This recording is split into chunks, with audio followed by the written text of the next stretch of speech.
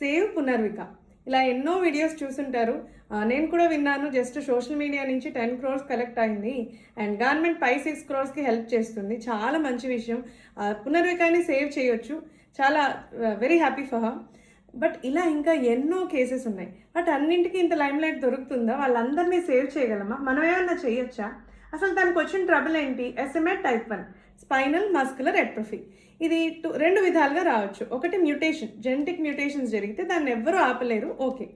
Other cause వచ్చేసి ఆటిజమల్ recessive ప్యాటర్న్లో, అంటే మేనరికం మ్యారేజెస్, దగ్గర సంబంధం ఉన్న వాళ్ళు మ్యారేజెస్ చేసుకుంటే ఇద్దరిలో ఈ ఆటిజమల్ రెసెసివ్ జీన్స్ ఉంటే అవి కిడ్స్లో ఎక్స్ప్రెస్ అవుతాయి. మేనరికం వల్ల ఇది ఒక్కటే ప్రాబ్లం కాదండి, ఇంకా ఎన్నో రకాల diseases, thalassemia, cystic fibrosis, albinism, ఇలా ఎన్నో డిసీజెస్ రావడానికి ఛాన్సెస్ ఉంటాయి. సో ఈ రోజుకి ఇప్పటికీ కూడా ఈ 2026లో కూడా బాగున్నాడు, నెక్స్ట్ ప్రెగ్నెంట్ అయింది అనుకోండి కజిన్, అమ్మాయి పుడితే బాగుండు, సంబంధం కలిపేసుకోవచ్చు అనుకుంటూ ఉంటారు. పుట్టగానే పెళ్ళం పుట్టింది అంటూ ఉంటారు. ఇది హై టైం ఇప్పటికైనా మనం ఈ మేనరికం మ్యారేజెస్ని అవాయిడ్ చేయాలి.